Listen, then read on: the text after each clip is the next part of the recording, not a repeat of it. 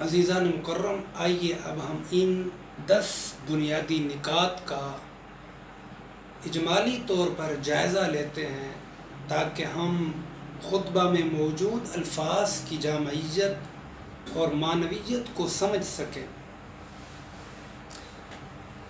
سب سے پہلا نقطہ یہ کہ حمد لغت میں حمد کسی چیز کی تعریف اور اس کی ستائش کرنا۔ ہمارے ہاں عام طور پر اردو زبان میں عربی زبان کے لفظ حمد کا یہی ترجمہ کیا جاتا ہے، تعریف کرنا، ستائش بیان کرنا، ثنا بیان کرنا۔ مگر عربی زبان کی گہرائی کا اور اس کی وسعت کا اگر ہم مطالعہ کریں تو یہ ہمیں واضح ہو جائے گا کہ اردو زبان میں جس لفظ کا ترجمہ ہم تعریف یا ستائش کرتے ہیں اس کا مفہوم کہیں زیادہ وسیع اور عریض ہے۔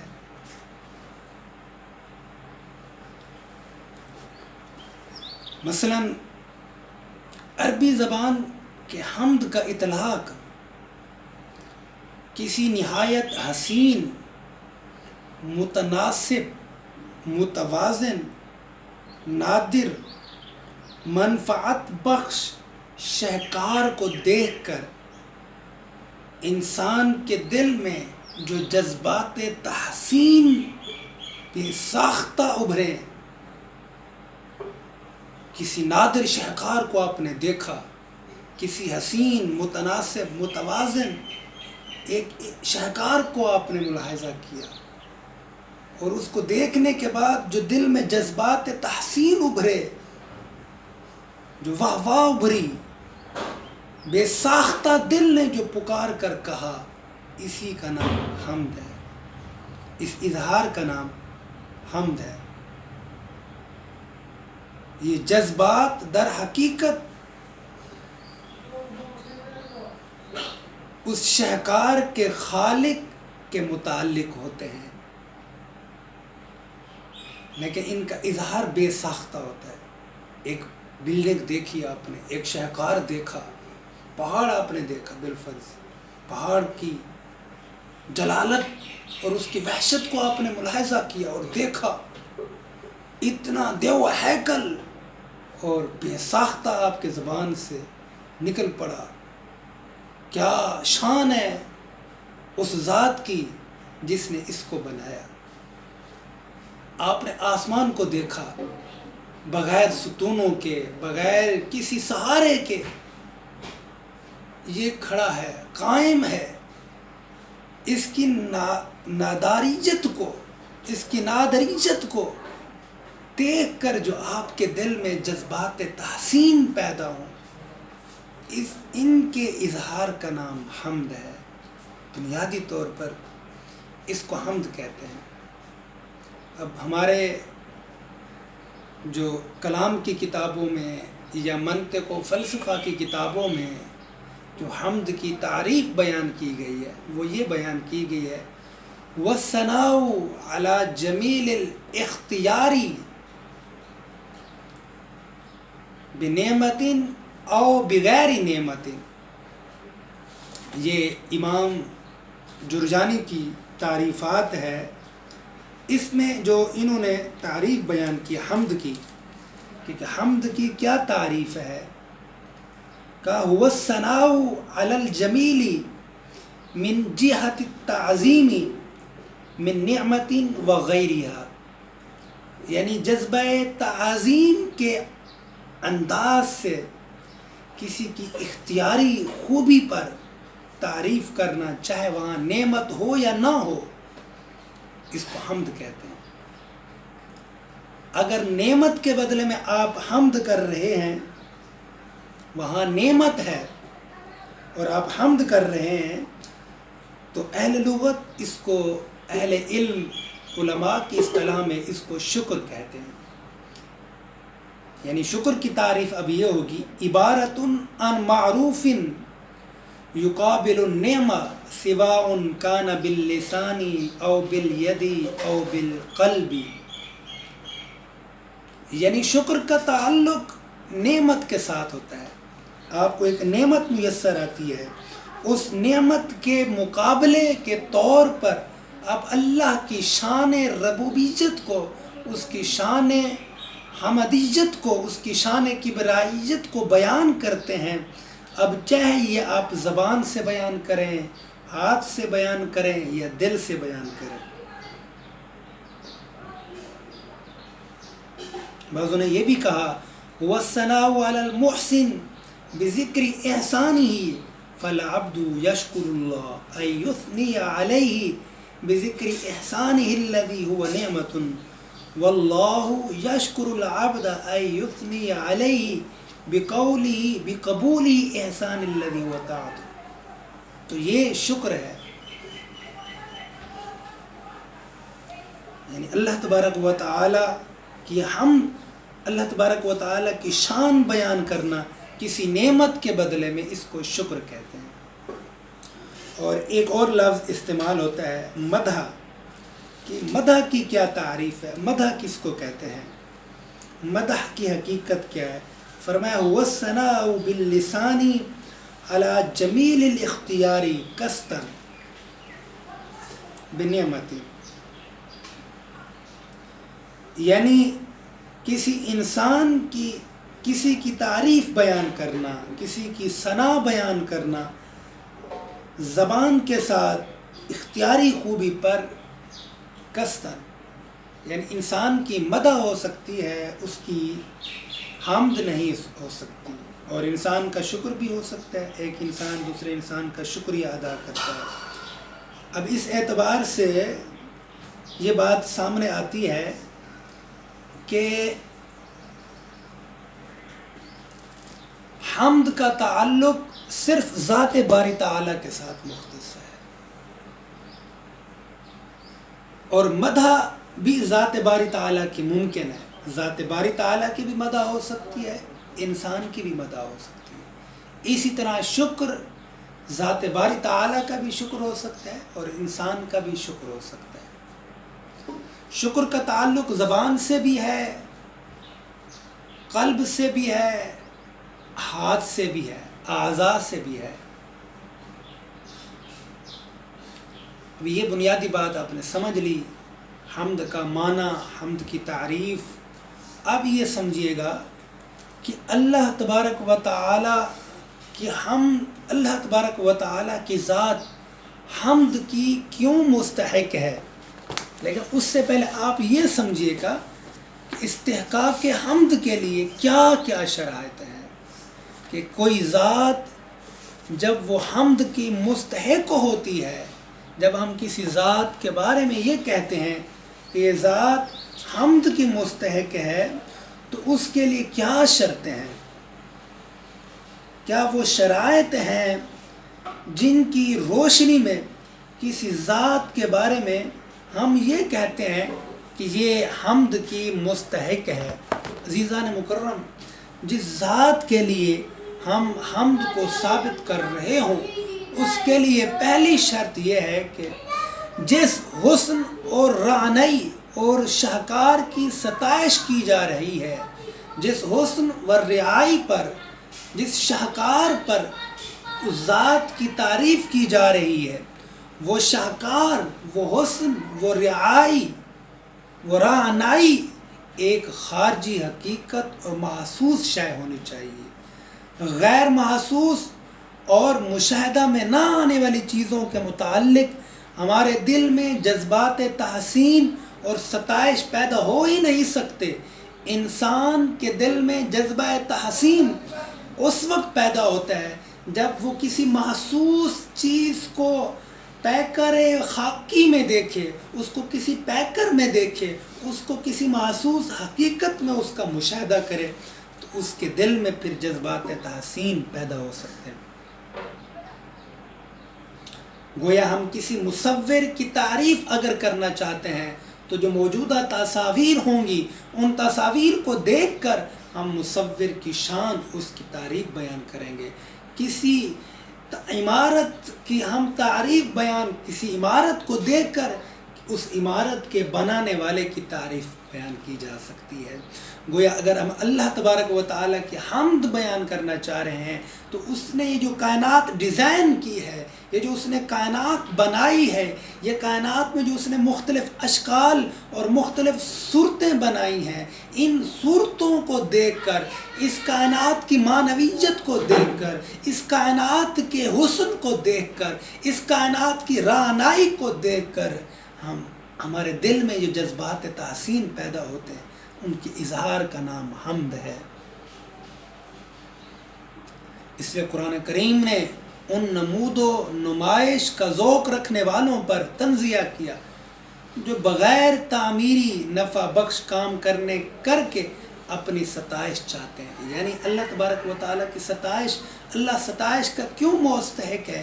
اس لیے کہ اس نے اس کائنات کو بنایا ہے، ان اشکال و صور کو بنایا ہے، ان کو دیکھ کر، ان شاہکارات کو، ان نوادرات کو دیکھ کر دل میں جذبات تحسین ابھرتے ہیں، اور قرآن نے ان کی حوصلہ شکنی کی اور ان کو طنز کیا جو کوئی کام نہیں کرتے، کوئی نفع بخش، کوئی تعمیری کام نہیں کرتے، اور اپنی مدح اور سرائی کا مطالبہ کرتے ہیں کہ ہماری مدح اور سرائی کی جائے۔ فرمایا یحبون ان یحمدوا بما لم یفعلوا، وہ چاہتے ہیں کہ ان کی تعریف ان کاموں کو بنا پر کی جائے جنہیں وہ کرتے ہی نہیں۔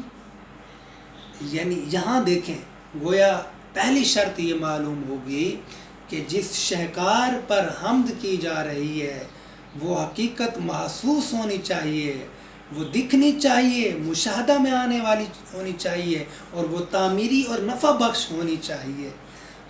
حمد کے لیے، استحقاق حمد کے لیے کوئی ذات حمد کی کب مستحق ہوگی، اس کے لیے دوسری شرط یہ ہے کسی کی جس بات یا جس کام کی حمد کی جا رہی ہے وہ کام اس سے اختیاری طور پر سرزد ہو، اس میں کوئی اس کو جبر، اس میں کسی اور کا ارادہ، کسی اور کا قصد شامل نہ ہو، اس میں کسی کا جبر شامل نہ ہو، کسی کا ارادہ اور قصد شامل نہ ہو، بلکہ جس کی حمد کی جا رہی ہے اس سے وہ فعل اس سے اختیاری طور پر صادر ہو، اضطراری طور پر یا میکینیکل انداز سے کسی فعل کا سرزد ہو جانا حمد کا مستحق نہیں بناتا۔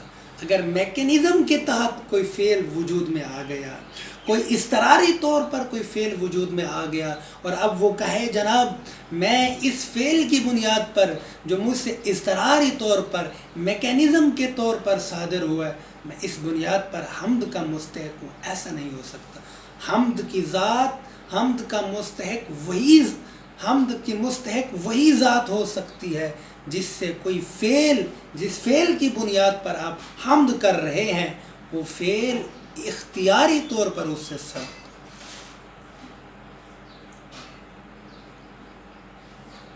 بلکہ یہاں تک آپ سمجھیے، اگر کوئی فعل کسی کے اندر پیدائشی طور پر موجود ہے اور اس کو آپ عادت کے اعتبار سے سر انجام دے رہا ہے، اس کے لیے بھی حمد کا لفظ نہیں بولا جا سکتا، بلکہ مدح کا لفظ ہاں بولا جا سکتا ہے۔ مثلا ہم کہتے ہیں طاؤس میں رقص اس کی فطرت میں موجود ہے، تو طاؤس مستحق کے مدح ہوتا ہے، اس کا خالق جس نے طاؤس کو پیدا کیا وہ حمد کا مستحق ہے۔ جو فعل کسی کی فطرت میں، سرشت میں موجود ہو تو وہ اس فعل کی بنیاد پر اس کی مدح تو ممکن ہوتی ہے مگر اس کی حمد نہیں ہوتی۔ حمد اس کی ہوتی ہے جس نے اس میں اس فعل کو پیدا کیا، اس فعل کو بنایا۔ استحقاق حمد کے لیے تیسری شرط یہ بھی ہے کہ حمد کے لیے یہ بھی ضروری ہے وہ حمد کرنے والے کی دل کی آواز ہو، کسی کے دباؤ سے اس کی تعریف کرنا حمد نہیں مدح کہلائے گا۔ یعنی آپ جب کسی کی حمد کر رہے ہوں تو یہ آپ کی دل کی آواز ہو، کسی کے جبر میں آ کر، کسی کے دباؤ میں آ کر آپ حمد کر رہے ہیں تو اسے حمد نہیں کہا جائے گا، مدح کہہ سکتے ہیں۔ حمد اس وقت ہوگی جب آپ کے دل کی آواز ہو، جو دل سے نکل رہا ہو۔ حمد میں ملمہ کاری، نمائش، منافقت یا کسی کو بنانے کے لیے تعریف کرنے کا کوئی دخل ہو سکتا ہے، کوئی دخل نہیں۔ حمد میں جذبات تحسین بے ساختہ زبان پر آ جائے، یہ چیزیں شامل ہیں۔ اور اس کے لیے چوتھی شرط یہ ہے، جس چیز کی حمد کی جا رہی ہو اس کا ٹھیک صحیح درست علم بھی موجود ہو۔ آپ کو اس کا علم بھی ہونا ضروری ہے۔ محض گمان کی بنا پر، محض تخیل کی بنیاد پر، محض ظن و وہم کی بنیاد پر حمد نہیں کی جا سکتی۔ مبہم تصورات، دھندلے نقوش اور شکوک اور تذبذب پیدا کرنے والے خیالات اور معتقدات کبھی حمد کا جذبہ نہیں پیدا کر سکتے۔ حمد کا جذبہ وہ معتقدات پیدا کر سکتے ہیں جن میں کوئی شکوک نہ ہو، جن میں کوئی تذبذب نہ ہو، جن تصورات میں کوئی مبہمات نہ ہوں، جن نقوش میں کوئی دھندلا پن نہ ہو، وہ حمد کا مستحق ہو سکتے ہیں۔ حمد فریب تخیل، توہم پرستی، اندھی عقیدت سے نہیں ابھرتی۔ اس کا سرچشمہ وہ یقین محکم ہوتا ہے جو علی وجہ البصیرت حاصل ہوتا ہے۔ یعنی آپ کسی کے اندھی تقلید میں، کسی کے اتباع میں آ کر کسی کی حمد نہیں کر سکتے۔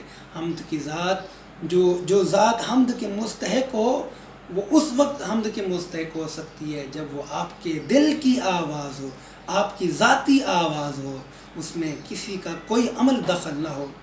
فرمایا جس کی حمد کی جا رہی ہے اس کے لیے پانچویں شرط یہ ہے، جن نفع بخش، کشش انگیز رعنائیوں اور حسن و تناسب کے شاہکاروں کی حمد کی جا رہی ہو، ان کے لیے ضروری ہے وہ درجہ کمال تک پہنچے ہوں۔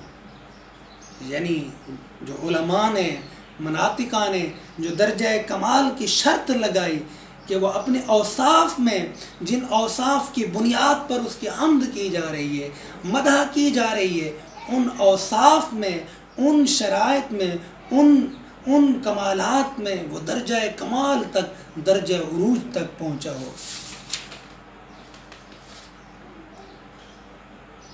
گویا ان بنیادوں پر، ان شرائط کی بنیاد پر آپ نے دیکھ لیا کہ یہ شرائط صرف اور صرف ذات باری تعالی میں متحقق ہو سکتی ہیں۔ جب یہ شرائط صرف ذات باری تعالی میں متحقق ہو سکتی ہیں، جب حمد کا تعلق ان شرائط کے ساتھ ہے، تو حمد کی مستحق بھی صرف وہی ذات ہوگی، اس کے علاوہ کوئی ذات بھی حمد کی مستحق نہیں ہو سکتی۔ امام الماتریدی نے تفسیر ماتریدی کے اندر بہت زبردست بات کی۔ آپ نے فرمایا کہ اللہ تبارک و تعالیٰ کی ذات حمد کی مستحق کیوں ہے؟ فرمایا پہلی وجہ تو یہ ہے کہ اللہ بزرگ و برتر نے خود اپنی تعریف اس لیے کی کہ اپنی مخلوق کو یہ سکھائے کہ اللہ جل ثناؤہ اپنی ذات سے حمد کا مستحق ہے۔ لوگوں پر لازم ہے کہ وہ اللہ کی حمد میں مشغول ہو جائیں، کہ اللہ کی ذات اپنی ذات کے اعتبار سے، اپنے نفس کے اعتبار سے، اپنی حقیقت کے اعتبار سے، اپنی ماہیت کے اعتبار سے وہ حمد کے مستحق ہے۔ اس کی حمد، استحقاق کے حمد، اس کی ذات اتنی کامل ہے، اس کی ذات اتنی عظیم الشان ہے، رفیع المقام ہے کہ وہ ذات حمد کی مستحق اپنی ذات کے اعتبار سے ہے۔ یعنی پہلی وجہ تو یہ ہے اس کی ذات اتنی کامل و اکمل ہے، اس کی ذات اتنی عظیم الشان ہے کہ وہ حمد کے مستحق ہے۔ اور دوسری وجہ یہ آپ نے بیان کی کہ اس کی ذات کے ساتھ اس کے اندر صفات اتنی کامل انداز میں پائی جا رہی ہیں، وہ ان صفات سے متصف ہے، ان صفات کی بنیاد پر وہ حمد کا مستحق ہے۔ گویا پہلی وجہ یہ ہے کہ اپنی ذات کے اعتبار سے حمد کا مستحق ہے۔ دوسری وجہ یہ ہے کہ وہ اپنی صفات اور اپنی شان اور اپنے کمالات کی وجہ سے وہ حمد کا مستحق ہے، کیونکہ اس کی صفات کسی عیب سے پاک ہیں، وہ توہمات سے پاک ہے، اس کی صفات میں کوئی نقص اور کوئی کمی نہیں پائی جا رہی، تو ان بنا پر وہ حمد کا مستحق ہے۔ اور اسی حقیقت کو قرآن عظیم کی پہلی سورۃ فاتحہ کے اندر بیان فرمایا، الحمدللہ، حمد اللہ کے لیے ہے۔ یعنی حمد اللہ کے لیے ہے کیونکہ وہ اللہ ہے، اللہ ہونے کے ناطے وہ حمد اسی کے لیے ہے، کیونکہ اللہ کہتے ہیں وہ جو تمام تمام خوبیوں کا جامع ہو، جب وہ تمام خوبیوں، جب اس کی ذات اکمل ترین ہے، اس لیے وہ حمد کا مستحق ہے۔ پھر فرمایا رب العالمین ہے، وہ حمد کا مستحق اس لیے اس کی صفت ایک ربوبیت عالمینی ہے، صفت ربوبیت عالمینی کی بنیاد پر وہ حمد کا مستحق ہے۔ پھر فرمایا وہ حمد کا اس لیے مستحق ہے کہ اس کی ایک صفت رحمانیت اور رحیمیت ہے، وہ صفت رحمانیت اور رحیمیت کی بنیاد پر حمد کا مستحق ہے۔ پھر فرمایا مالک یوم الدین ہے، اس لیے وہ حمد کا مستحق ہے۔ گویا حمد کا مستحق وہ حمد کا استحقاق یا تو وہ اپنی ذات کمال کی بنیاد پر حمد کا مستحق ہے، یا پھر اپنی صفات کمال کی بنیاد پر حمد کا مستحق ہے۔ گویا یہاں ہم نے کئی چیزوں کو درمیان میں بیان کر دیا۔ حمد اور مدح میں ہم نے فرق بھی بیان کر دیا، حمد اور شکر کا تعلق بھی بیان کر دیا۔ اب حمد کا جو متباین لفظ ہے وہ ہے ضم۔ ایک طرف حمد ہوتی ہے، دوسری طرف